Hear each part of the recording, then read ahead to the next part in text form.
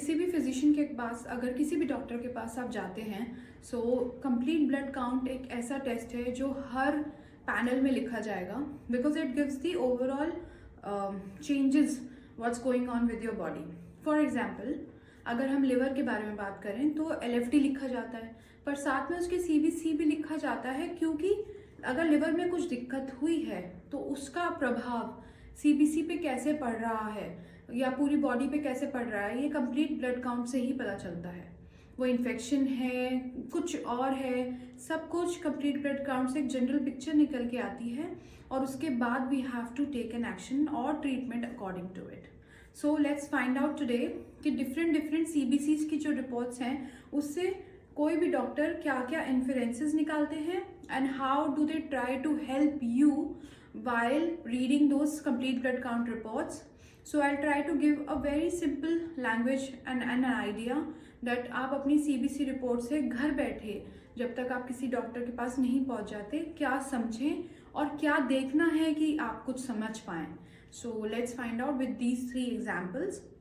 Next slide में I will show you the report, and धीरे धीरे I will tell you the मतलब also of everything, कि इस पैरामीटर का क्या मतलब है, इससे क्या हो रहा है, इससे हमें क्या पता चला, इससे डॉक्टर को क्या समझ आया, so all that. So let's try to find it out. Let's start with this first report, and as you can see, this is a female से स्टार्ट करते हैं। सबसे पहले हीमोग्लोबिन पे आते हैं। हीमोग्लोबिन में क्या हो रहा है? Okay, I think my face is not clear. So this hemoglobin, what's happening in this hemoglobin? 12 से 18 is for female. अगर ये मेल होता तो ये 13 हो जाता, ठीक है। Now 8.9 is pretty less. तो हेमोग्लोबिन अगर कम है, तो उसको हम बोलते हैं एनीमिया। एनीमिया के 3 रीजन होते हैं, जो खाने पीने की वजह से जो अनीमिया होता है, जिसमें जेनेटिक कुछ भी बात नहीं है, उसका 3 रीजन होते हैं। एक तो आयरन कम है, एक विटामिन B12 कम है, और एक तीसरा है फोलिक एसिड कम है। अब तीनों के अलग अलग लक्षण होंगे सेल्स में, पर बाहर से कैसे दिखेगा? बाहर से अनीमिया हमेशा पेशेंट हमेशा या तो थका हुआ दिखेगा, ऑलवेज टायर्ड, ठीक है। येलो दिखेगा, colour is never pink, yellow colour का स्किन हो जाता है।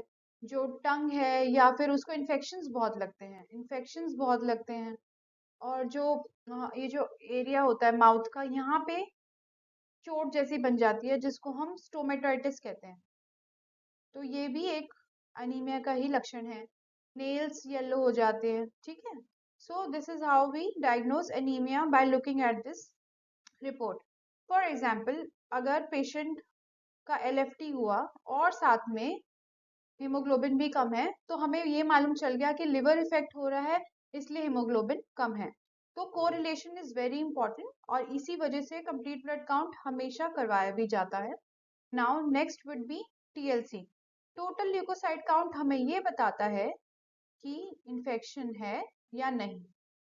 अब इन्फेक्शन भी 2 प्रकार के हो रहे हैं। एक तो TLC जिसमें बढ़ रही है, मतलब 11,000 से ऊपर हो गई, और TLC इन्फेक्शन में 11,000 से नीचे भी हो सकती है, या सॉरी 4,000 से। इसका अगर आप रेफरेंस रेंज देखेंगे तो 4,000 लोअर साइड में है, 11,000 हायर साइड में है। अगर हम 4,000 से नीचे जाएंगे तो हम ज्यादातर वायरल इन्फेक्शन सोचेंगे कि वायरल हुआ होगा, तो TLC 4,000 से नीचे चली जाएगी। उसका वजह, वायरस सेल्स को खाता है। वायरस अगर सेल्स को खा रहा है तो डेफिनेटली काउंट कम हो जाएगा। पर अगर 11 से ऊपर है तो हम क्या सोचेंगे? हम बैक्टीरिया सोच लेंगे। बैक्टीरिया हम क्यों सोचेंगे? क्योंकि बैक्टीरिया अगर जब बॉडी में घुसता है तो ये वाले सेल्स को पता चल जाता है कि कोई दुश्मन बॉडी के अंदर घुसा है और अब मुझे मल्टीप्लाई करना है, तो वो बहुत तेजी से मल्टीप्लाई करता है।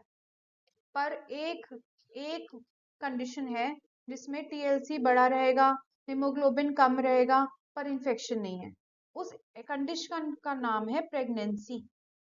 प्रेगनेंसी में TLC थोड़ी सी बढ़ जाती है, मान लीजिए 11,000 होती है तो इसमें 12,200 इस तरीके से रहती है। और हीमोग्लोबिन कम हो सकता है क्योंकि अगर पेशेंट का खान पान अच्छा नहीं है, और प्रेगनेंसी में वैसे भी थोड़ा सा हीमोग्लोबिन पे बिल्कुल फर्क पड़ता है, इसीलिए बाहर से हम आयरन देते हैं। ऑब्वियस सी बात है, अगर एक मतलब लाइफ आपके अंदर नर्चर होने के लिए कर रही है तो आपको खाना ज्यादा चाहिए, आपका न्यूट्रिएंट भी बढ़ रहा है, सब कुछ बढ़ रहा है, तो डेफिनेटली हीमोग्लोबिन पे और पे फर्क पड़ सकता है। बट इस केस में patient was not pregnant and you can see neutrophils are increase. अब न्यूट्रोफिल क्यों बढ़ते हैं? अगेन बैक्टीरिया में बढ़ते हैं। लिम्फोसाइट कब बढ़ते हैं? लिम्फोसाइट वायरस में बढ़ते हैं। ईसिनोफिल्स एलर्जी में बढ़ते हैं। मोनोसाइट्स लेट फीवर में बढ़ते हैं। लेट हो चुका है या ओल्ड फीवर है तो बढ़ जाएगा। ठीक है, तो ये हो गया हेमोग्लोबिन और टीएलसी। तीसरा हम देखते हैं प्लेटलेट काउंट। अब इस केस में प्लेटलेट काउंट बिल्कुल ठीक है, तो मान लीजिए इस पेशेंट को फीवर था, तो वो एक तो बैक्टीरियल फीवर था, तो बैक्टीरियल फीवर में आप टाइफाइड करवा लीजिए और यूरिन एग्जामिनेशन होना ही चाहिए। और बाकी अगर सर्दी खांसी जुकाम है, लंग का कोई प्रॉब्लम है, तो ये सब चीजें भी आपको करवानी होगी। So platelet count will be normal in bacterial infection, but in viral infection platelet count will be decreased. तो ये है बेसिक पैरामीटर्स जो हम रीड करते हैं इन एनी सीबीसी रिपोर्ट। पहली वाली हमारी स्लाइड में हमने देखा कि हेमोग्लोबिन का क्या मतलब होता है, टोटल ल्यूकोसाइट काउंट का क्या मतलब होता है, और प्लेटलेट काउंट का क्या मतलब होता है, करेक्ट। अब हम सिर्फ हीमोग्लोबिन के बारे में अगर हम बात करना चाहें तो हीमोग्लोबिन अगर कम है तो उसका मतलब अनीमिया है। ठीक है, अनीमिया अगर खाने पीने की वजह से हुआ है तो उसके तीन कारण हैं, जिसमें आयरन है, B12 है और फोलिक एसिड है। अब हमें ये पता करना है कि कौन सी वजह है, तो हम एक पैरामीटर इसमें से देखेंगे, ये वाला एमसीवी। एमसीवी ये वॉल्यूम को दर्शाता है। तो हीमोग्लोबिन किस चीज का है बना हुआ है? Haemoglobin are red blood cells के अंदर होता है। तो रेड ब्लड सेल्स की साइज से हम पता लगा सकते हैं कि उसमें आयरन का प्रॉब्लम है, B12 या फोलिक एसिड का प्रॉब्लम। तो एमसीवी पे बात करते हैं। अगर इसका नॉर्मल रेंज 80 टू 100 होता है। अगर 80 से कम है, मान लीजिए 72 है, इतना है, तो हम आयरन की तरफ सोच लेंगे।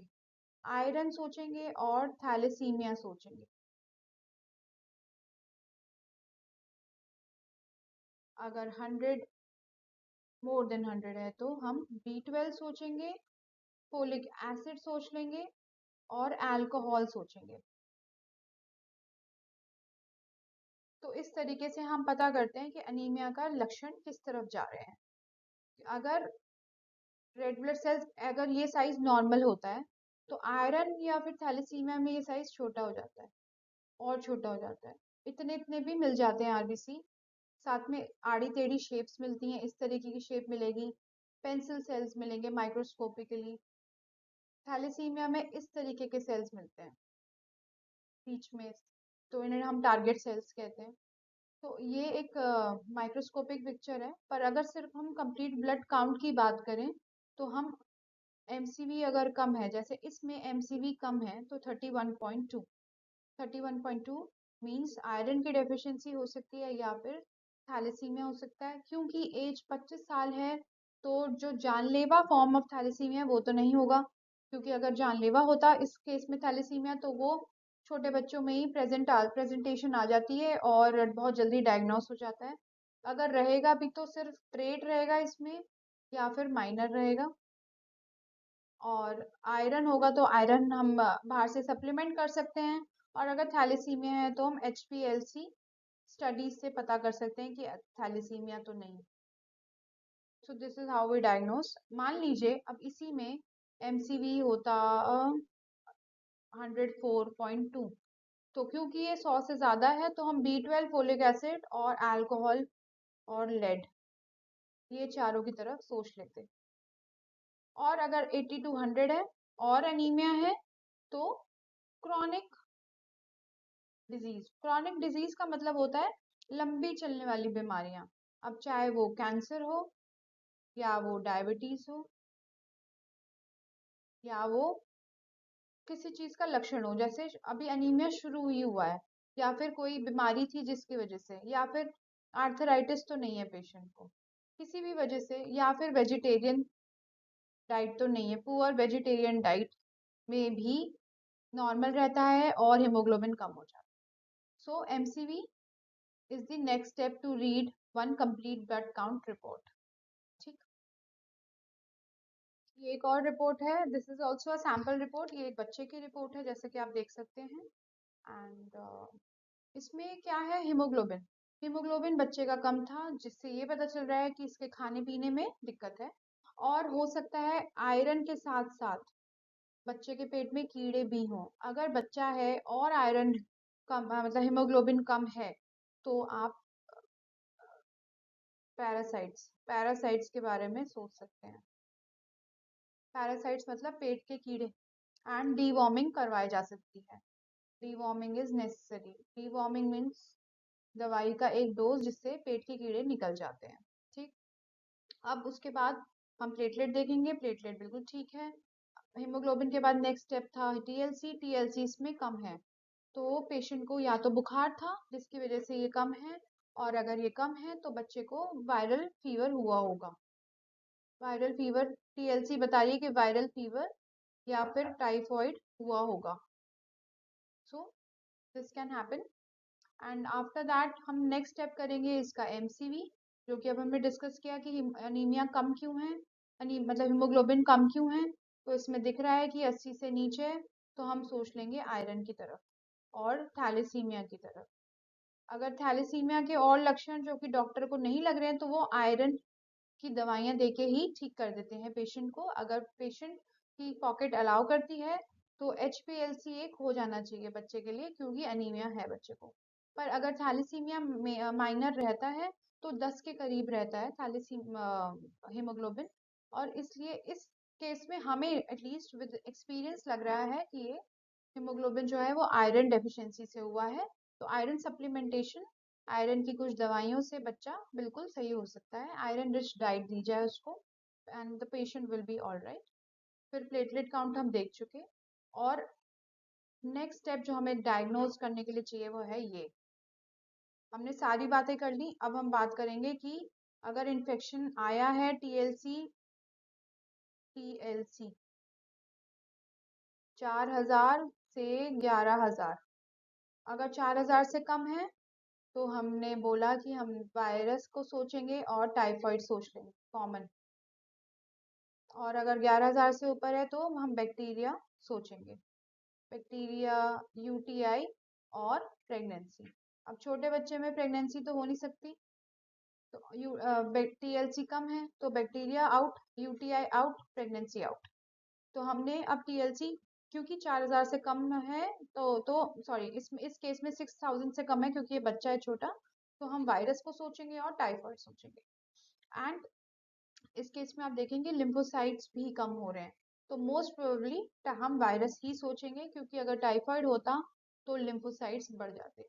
जैसे कि मैंने पहले वाली स्लाइड में भी आपको बताया है, ये बैक्टीरिया में बढ़ता है, ये वायरस में बढ़ता है, ये एलर्जी में बढ़ता है, ये एलर्जी में बढ़ता है, और ये ओल्ड फीवर में बढ़ता है।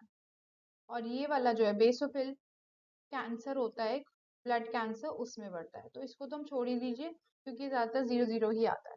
इस केस में क्योंकि ये लिम्फोसाइट्स भी बड़े नहीं हुए हैं, बाकी चीजें भी नॉर्मल हैं, तो वी विल, इससे अंदाजन हम बता रहे हैं कि ये वायरस इन्फेक्शन है। तो बच्चे को सर्दी, खांसी, जुकाम और 7 दिन का बुखार रहेगा ही रहेगा। तो पेरेंट्स को मेंटली आप प्रिपेयर कर सकते हैं। So this is how we read different different CBC reports, और ये पैरामीटर्स हैं जो हमें देखने होते हैं हर बार।